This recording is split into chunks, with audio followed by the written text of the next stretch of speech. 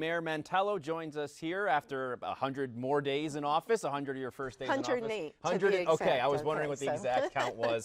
I guess let's start. In 3 hours, that would be. Let's start there. 100 days. Is it what you expected so far as the mayor of Troy?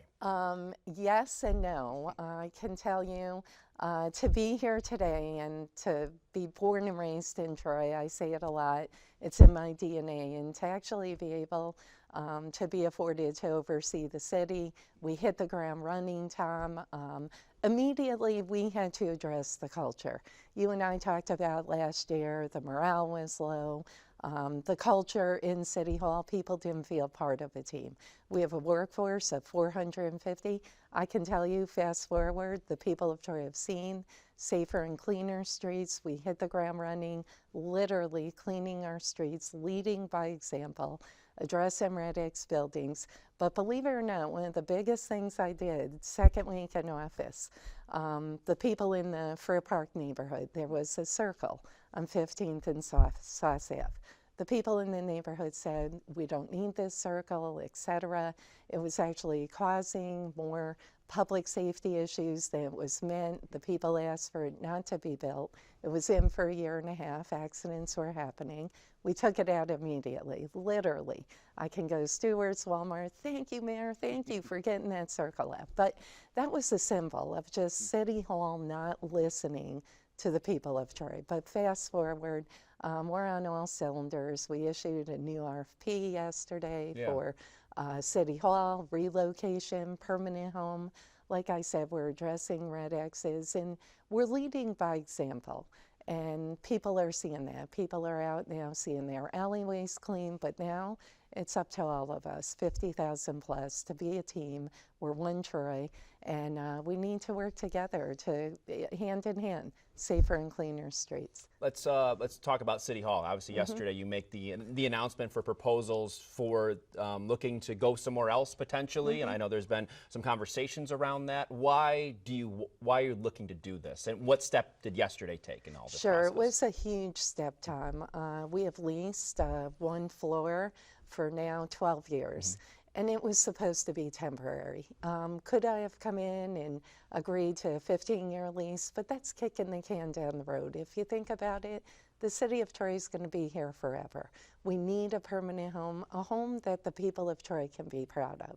You have no idea. You're walking into City Hall, you've been there, we're on the 5th floor, and the landlords are fine, but we're paying over $600K a year after taxes, you name it, and the lease itself. So yesterday was a huge, huge moment for the people of Troy. It's something I'm super proud of. And we're asking for folks, we're looking at particular properties, the ICC, the Freer building, some other properties that are vacant. At the same time, we're opening up to developers, landowners. If you have a proposal, a public-private partnership, contact us. So at the end of June, we'll take a look at those. We'll narrow it down to 4 or 5 proposals, and then we'll take it from there, go really, really deep, and find a permanent home for the people of Troy, a real City Hall that we can be proud of. What is your response to some that might say, and I know that's maybe in the minority now in Troy have said that, at this point, maybe that's not the priority, or that shouldn't be the priority. Why, for you, is that the priority compared to maybe some other issues in the city? Sure, 2 things. We can't afford not to do it. But more importantly, we're doing all those other projects. You have to be able to multitask if you want to be mayor of a city like Troy. So the firehouse. Year and a half, the new firehouse in Lansingburg, that was stalled. We're relocating the firehouse. We got it back on track. The Nick Pool, we escalated that timeline. So all of the other infrastructure projects, whether it be our water main line, the Knickerbocker Pool, the firehouse, lead replacement, we went canvassing on Saturday, door to door, to get that inventory up. We just found out we have a $15 million grant from Department of Health to correct lead pipes all throughout the city. So we're multitasking, and so, you know, I know folks aren't used to it. Honestly, I think a lot of folks, including the minority, they're in shock and awe right now because, you know, we're just on high speed, and there's a lot of energy, a lot of hope in Troy. And the people of Troy, honestly, I hear it for every one naysayer, the other 150, they're pumped, and they see a new culture, and they see just new hope here in the city of Troy. With the Burdett Birth Center, I mean, the timeline is coming now quickly, end of June, and obviously there's been so much discussion and there's been public forums about this. You've seen the AG put her standpoint on it. Any update on what that looks like right now? No, you know, Tom, you and I were just talking about, I was hoping to see it in budget negotiations. I sent a couple letters to Governor Hochul. You should know, losing Burdett would be devastating to the city of Troy, to Rensselaer County, and the capital region. You know, the city of Troy, we have a number of families that rely on the Burdett Birthing Center. I gave birth to my first son at the birthing center at Samaritan, and it truly would be devastating to have to go to St. Peter's, you know, to deliver. And I know that St. Peter's, they've come around. The way this was rolled out was absolutely horrible. The communication was terrible. Fast forward, here we are today, and unfortunately, I'm not hearing a whole lot on the status. I'm hopeful. We have a bipartisan group of people, along with the Save the Burdett folks and SEIU and, you know, John McDonald to Steve McLaughlin to myself, and I've drawn a hard line in the sand. You know, I've met with St. Peter's, I've heard them out. This is just unacceptable. So we have to save Burdett, and I'll do anything humanly possible to save Burdett, because my fear, Tom, is that that is just the first step to other closures. We've heard that the mental health services also has taken a hit at St. Peter's, Samaritan. So it is concerning, and on a total state level, the healthcare system here in New York State is semi-broken, and we need to take a step back. We need to save Burdett.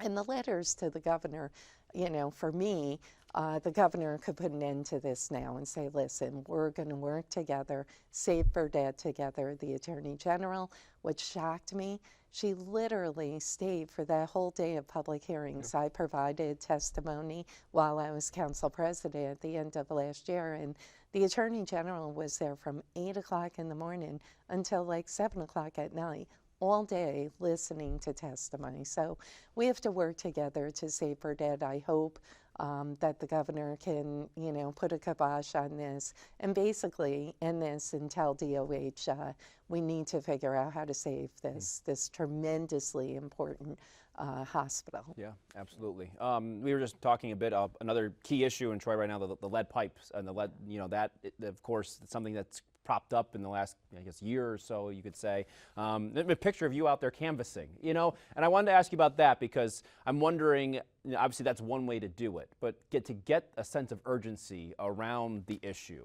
what has to happen to be able to get people to say, to check in and let them, you know, and everybody else know what's going on? How can you enhance the sense of urgency around the issue right now? Sure.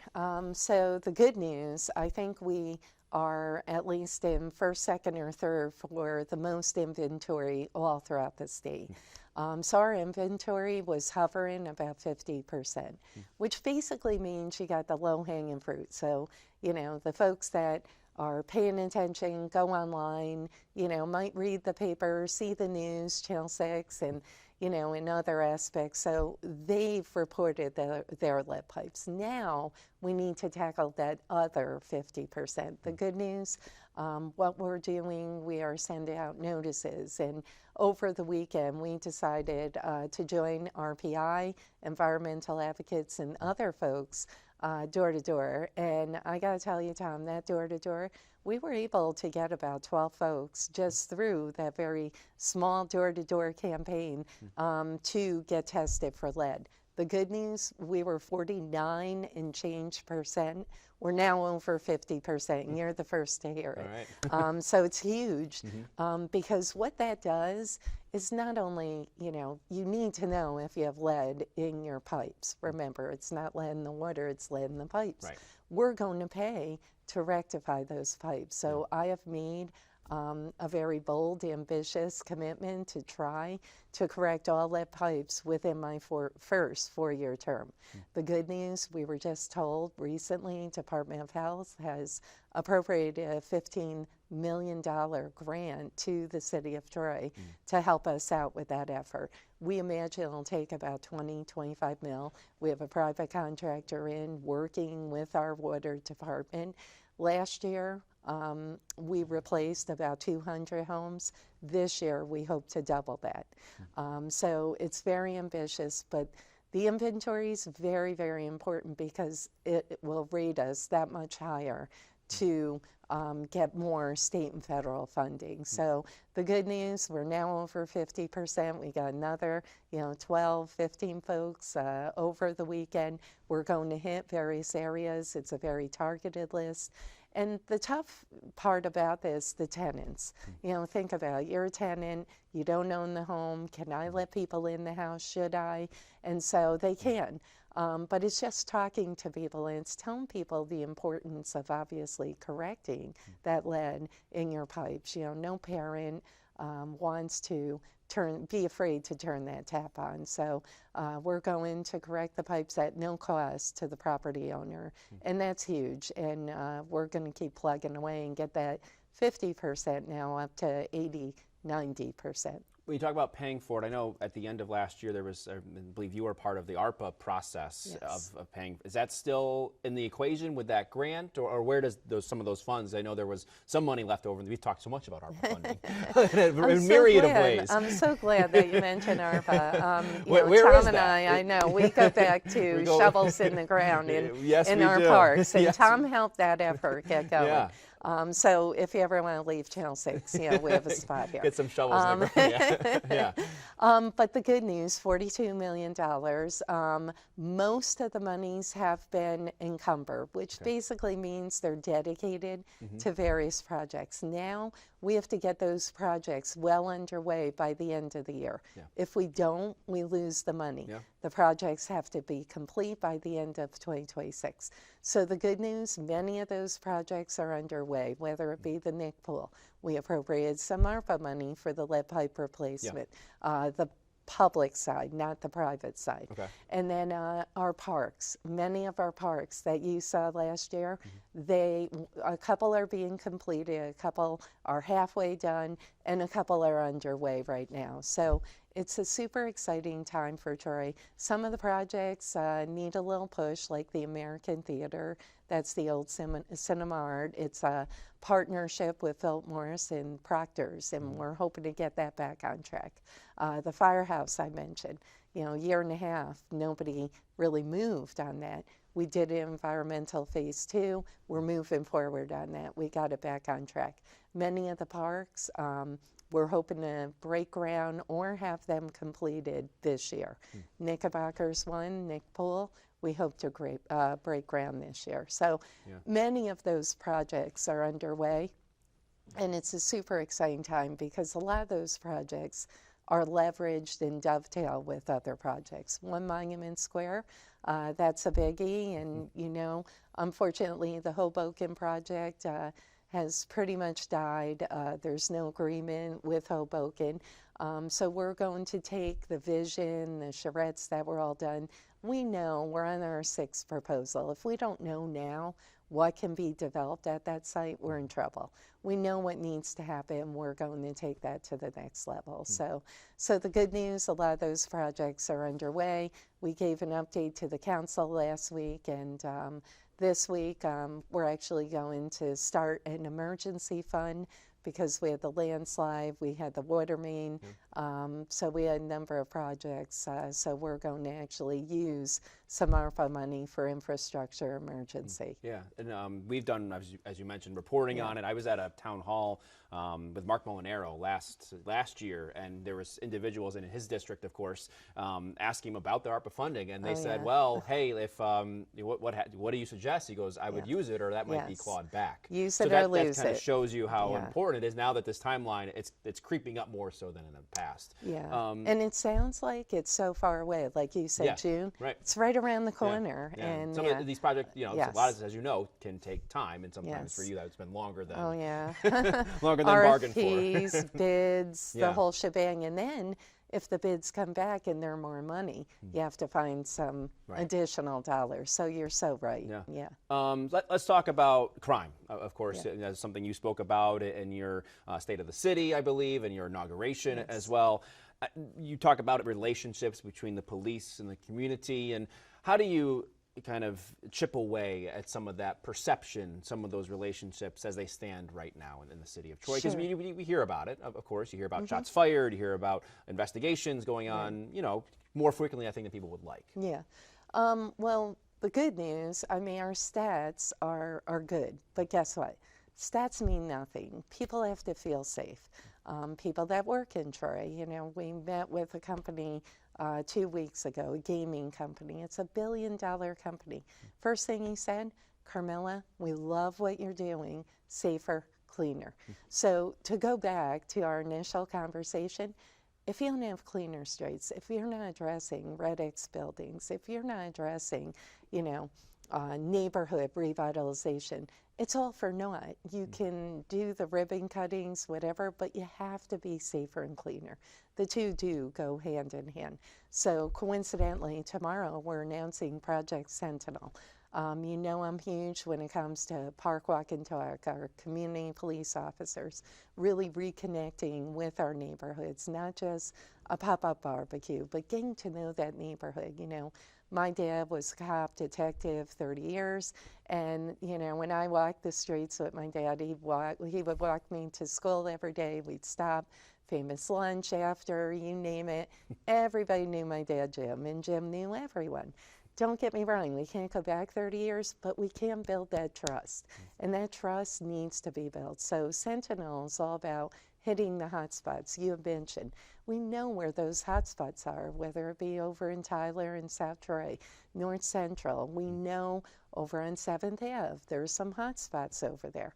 We have to ensure, A, keeping our kids active, along with Park Walk and Talk, but Sentinel will now take the Park Walk and Talk, the youth programs, but they will be intelligence and data hitting those hotspots with our neighborhood organizations. So, it's not going to be militaristic, but we know where the problematic spots are. So let's hit those hotspots. Let's put additional resources, additional efforts in those hotspots, additional initiatives, and combine them with the Park Walk and Talk, the community police.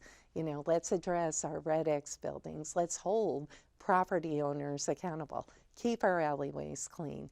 Property owners who, blighted buildings. It all comes together and plays hand in hand. So for the last 3.5 months, Tom, we've been full force. We've been hitting the streets.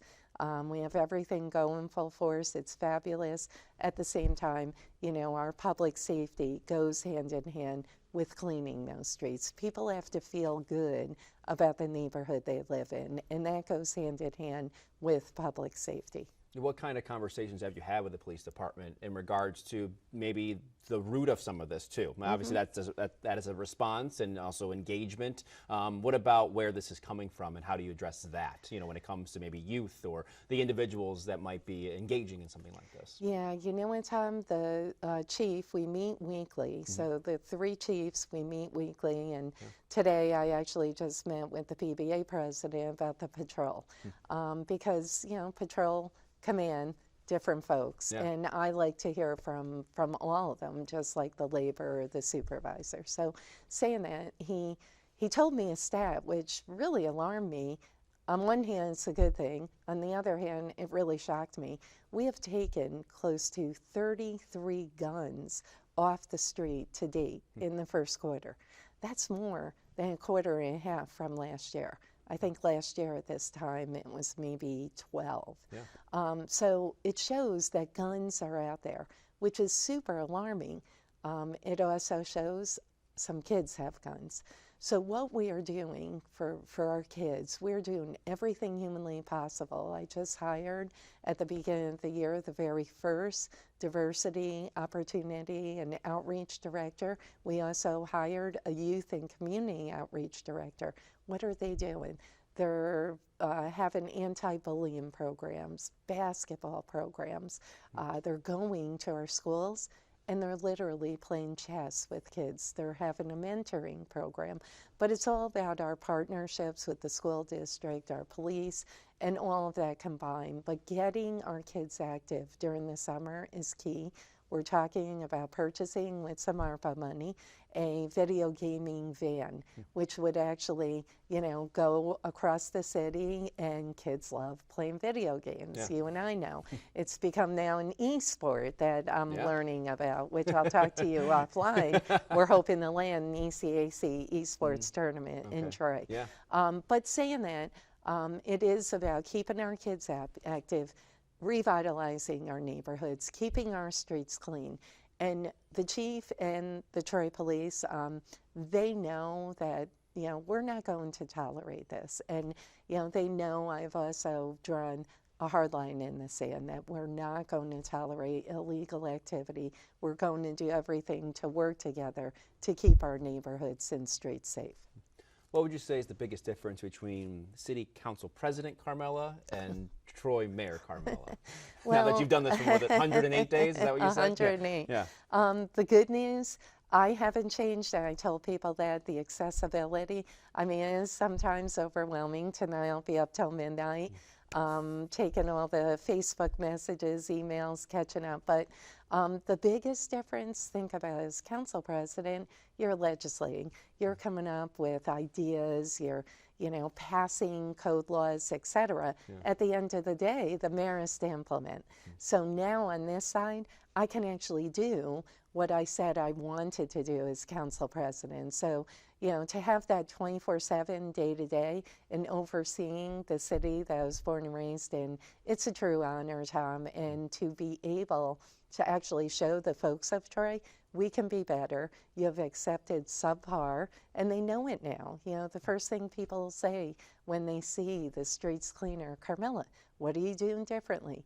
It's not rocket science. It's communication, it's coordination, and it's leadership, and it's showing, the labor to, the supervisor, that we're in this together. We're here to show the people of Troy what their taxes and fees pay for. Let's give it to them. They had services here. We're going to get it up to here. We're going to try to get those taxes and fees down. So the people of Troy are really seeing, coordination, and, the whole is greater than the sum of its parts. We're in this together, and we're going to show that Troy's the best city in the state. What can you do to facilitate and it's a whole new dynamic, right? Yeah. You have, it's the opposite of what it was, right? You had exactly. a Republican city council president before and a Democratic mayor, now you have the opposite. How do you facilitate, it's growing pains, right, for a lot of people. How do you facilitate that relationship now that you've got a feel for it moving forward as well when it comes to communicating and working with them? Obviously, as you mentioned, they're the ones, as you were in that chair. They're the ones that are drafting a lot of this stuff. And what do you do moving forward to help that relationship? The good news, respect. We will sit down with whoever wants to sit down with us, and you should know the pro tem, the majority, they're constantly calling our office. We encourage the other members, the minority. One member, I've sat down with him, and he extended an olive branch. But honestly, what I try to tell them, this isn't about us. This is about the city of Troy. And quite frankly, most of what we do day in, day out, 99.9% is policy. Put the politics aside, focus on the policy. The people of Troy have seen that, and they have seen we're putting politics aside, and we're focusing on the 24/7, day-to-day, getting back to basics, and really showing the people of Troy that we can be a better city than we have been. You told a story, obviously, about your father and growing up. and Lansingburg and kind of getting that feel of what this is all about. You know, where does that come from? You know, is it the upbringing and the love of the city? Because not many people love it as much as you do. So how do you convince everybody to feel the same way? I think people are like, oh my gosh, like this girl and my deputy mayor, like the two people that love the city more. You know, I tell people it's in my DNA, but you know, my dad, he raised me very much involved in public service. You know, he was out and about. He was on the streets. When my dad passed, so many people came to his wake that we didn't even know that would say, your dad saved my life. You know, he would take a young kid at that time, maybe he was smoking marijuana, whatever, he'd grab him by the ear, bring him home to his mother, and, you know, the mom took care of it. Parents took care of their kids. But, you know, saying that, my dad really taught me all about public service. My mom, she worked in the hospital, and, you know, for me, I've overseen state agencies, and I've seen statewide what municipalities can do, whether it be their waterfront, whether it be revitalizing neighborhoods, economic development, and now to be in my hometown, the town I've never left, the city of Troy, and to be able to show people what we can really do in a city is just the greatest honor you could ever have. So I know my dad's looking down, very proud of me. Yeah. Carmella, thank you so much for the time. I really Thank appreciate you, it. Tom. Thank you. Awesome. Thanks.